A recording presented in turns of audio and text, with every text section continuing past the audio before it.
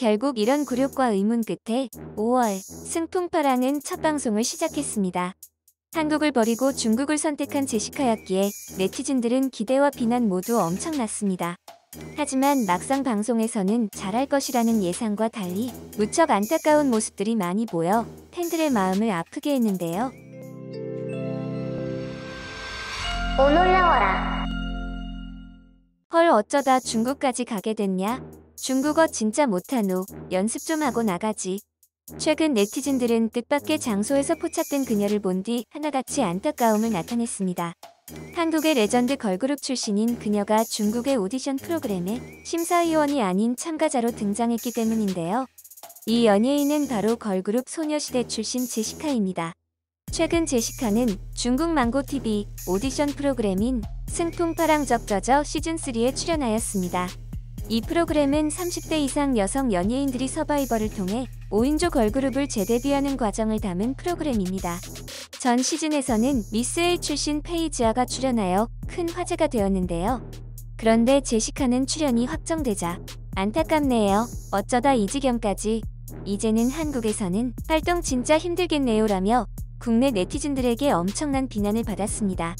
그녀가 엄청난 비난을 받은 것은 국적이 조선족으로 표기되었기 때문인데요.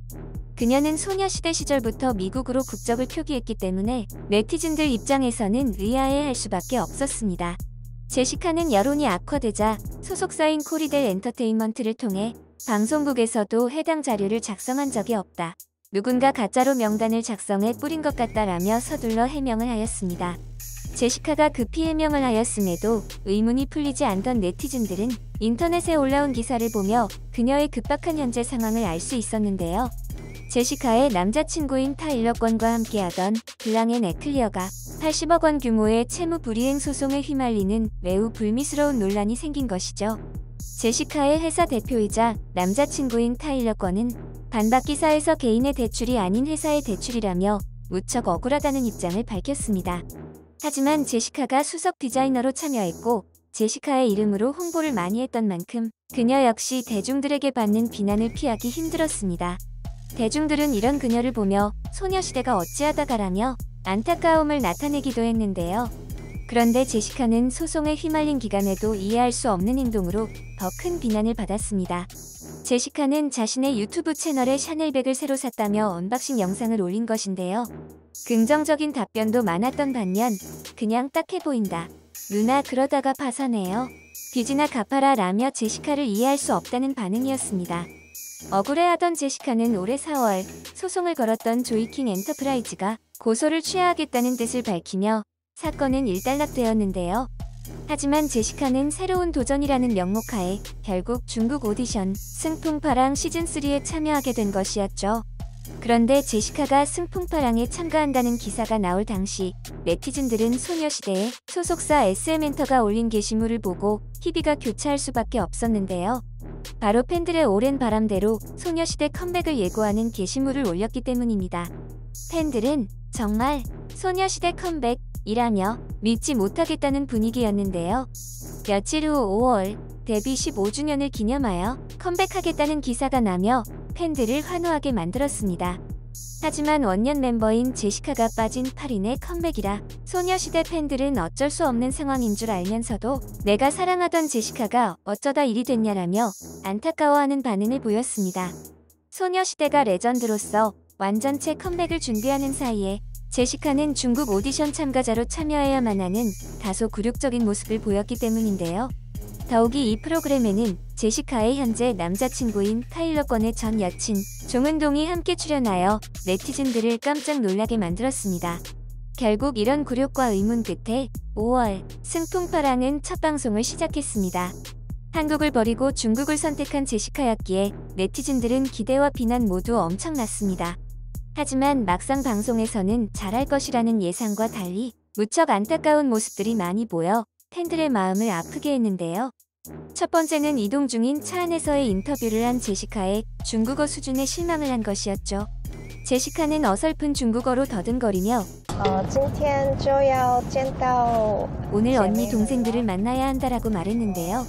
프로그램 측은 따로 자막으로 오늘 자매들을 만나는데 설레요라고 제시카가 한 중국어를 수정해 표기에 제시카를 굴욕적이게 만들었습니다. 팬들 역시 중국어도 못하잖아. 소녀시대라는 타이틀이 너무 민망하다라며 무척 아쉽다는 반응을 보였는데요. 이는 같은 시기 중국에 진출했던 유나의 사례 때문에 더욱 아쉽게 느껴질 수밖에 없었습니다. 중국은 드라마에서 입모양만 따라하면 성우가 더빙을 입히기 때문에 유나 역시 처음 중국에 진출할 당시 중국어를 잘하지 못했는데요. 중국 진출 당시 함께 촬영한 중국 배우의 말에 따르면 유나가 중국어를 못하자 울면서 자신에게 얘기를 했다라며 기대하지 않았다는 반응을 보였습니다. 하지만 이후의 인터뷰에서 유나는 정말 열심히 노력했고 무리했다고 할 정도로 해냈다라며 유나의 중국어 실력과 노력을 극찬한 바 있습니다. 실제로 유나는 현재 통역사가 필요 없을 정도의 중국어를 구사하는 것으로 알려져 있는데요. 제시카는 유나와 같이 일찌감치 중국 진출을 고려했음에도 수준 이하의 중국어 능력을 보여 팬들을 안타깝게 만든 것이었죠. 실제로 제시카는 방송계인 인터뷰에서 어설픈 중국어로 자신을 소개하던 중 우리가 왜 당신을 섭외한 것 같나? 라는 제작진의 질문에 돌발 행동으로 네티즌들을 당황하게 만들었는데요. 갑자기 영어로 전 가수이고 나이도 좀 있으니까? 라고 대답한 것이었죠. 이어 제시카는 아예 영어로 제 생각엔 목소리도 독특하고 어떤 춤이든 웬만큼 춘다라고 답변했는데요. 결국 춤과 노래에만 자신감 넘치던 제시카는 중국어를 못해 참가자들 사이에서 왕따를 당하는 것이 아닌가 하는 장면이 포착됐습니다. 대부분의 참가자가 중국어를 사용했기 때문인데요. 스튜디오 안에서 다른 참가자들과는 좀처럼 섞이지 못하는 모습을 보여 보는 팬들을 무척이나 안타깝게 만들었습니다. 또한 중국에서는 이런 제시카에게 다양한 방법으로 굴욕을 주기 시작했습니다. 중국어를 못 알아듣는 제시카의 얼굴 옆에 나는 알아듣지 못해요라는 자막을 띄운 것인데요. 또한 이 장면에는 교묘한 제시카 굴욕 주기가 또 숨어 있었습니다. 제시카는 화보를 촬영할 때 자신 있는 왼쪽 얼굴을 많이 사용합니다. 많은 화보에서 제시카가 오른쪽으로 촬영한 모습은 거의 찾아보기 힘든데요. 이날 방송에서 제시카의 가르마 역시 왼쪽 얼굴이 돋보이도록 스타일링했습니다. 하지만 알아듣지 못한다는 자막을 사용할 때는 묘묘히 오른쪽 얼굴을 잡아 제시카를 더 못생겨 보이는 각도로 만들었는데요. 네티즌들 역시 자신 있는 왼쪽 말고 오른쪽 각도로 보여주네. 와 오른쪽 얼굴 처음 봐라며 중국에서 굴욕당하는 제시카가 안타깝다는 반응이었습니다. 이런 굴욕 속에서 제시카는 무대를 하기 위해 긴장하는 듯한 모습으로 나왔는데요. 심사위원들은 제시카가 춤과 노래를 잘 추는 뛰어난 가수라며 치켜 세워주었습니다. 심사위원들은 제시카가 소녀시대 출신이라는 것을 알았기 때문에 춤을 보여줄지가 최대 관심사였는데요. 하지만 제시카는 또 한 번 기대를 무너뜨려 심사위원들을 실망하게 만들었습니다.